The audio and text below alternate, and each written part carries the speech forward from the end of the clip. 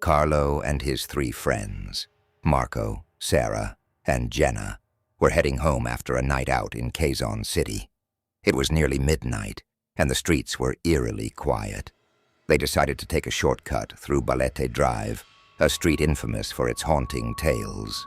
The road, lined with ancient Balete trees, seemed to close in on them as they drove deeper into its shadowy embrace. "Do you really believe those white lady stories?" Marco asked, attempting to break the silence. "Not really," Carlo replied, gripping the steering wheel tightly. "But let's not joke about it here, all right?"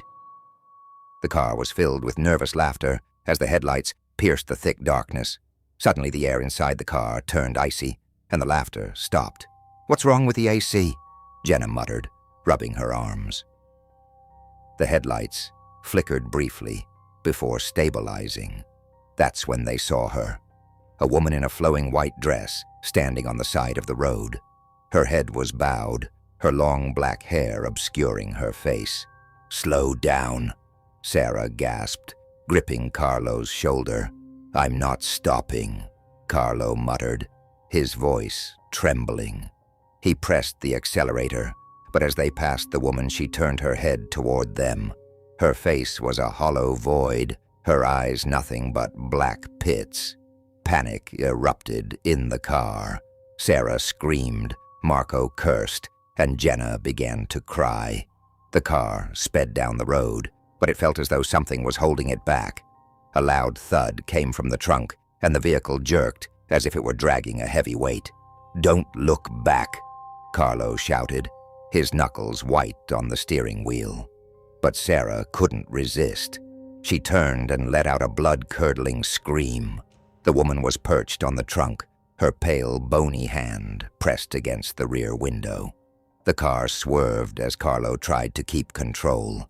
They raced to the end of the street, finally stopping at a brightly lit gas station.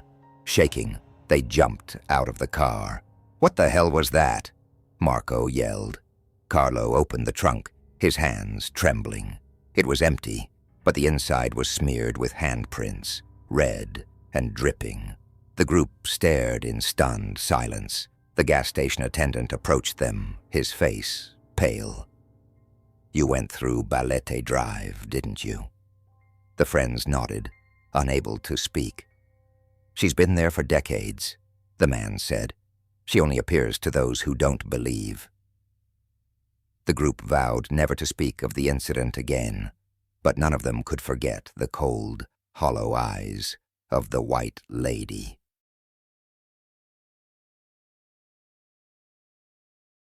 Ella had always been a skeptic. When she moved into the old boarding house in Manila, she dismissed the landlord's warning about strange noises as a way to spook tenants. The house was over a century old, with creaky wooden floors and walls that seemed to sigh with the weight of time. Her room was small but cozy, with a single bed, a desk, and a large, antique closet. The first night was uneventful, but on the second night, she woke to the sound of faint whispering. Ella sat up, straining to listen. The whispers seemed to come from inside the closet. She turned on her bedside lamp and stared at the old wooden door. Gathering her courage, she approached and yanked it open. The closet was empty, save for a few wire hangers.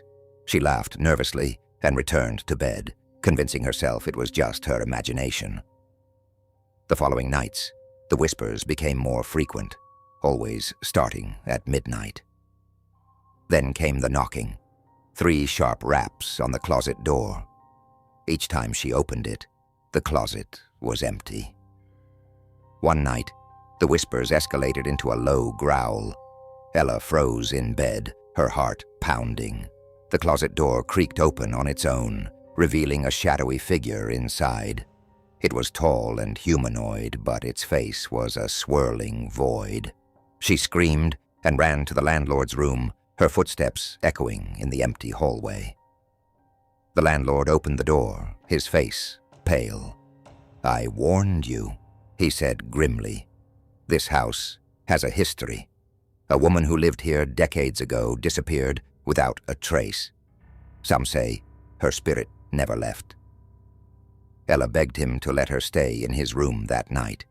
The landlord reluctantly agreed, but sleep eluded her. The next day, she packed her belongings and left. In the weeks that followed, the boarding house was abandoned, the landlord unable to keep tenants. Ella heard rumors of the haunting spreading, and the house eventually became a local legend, a place where shadows watched and closets whispered dark secrets.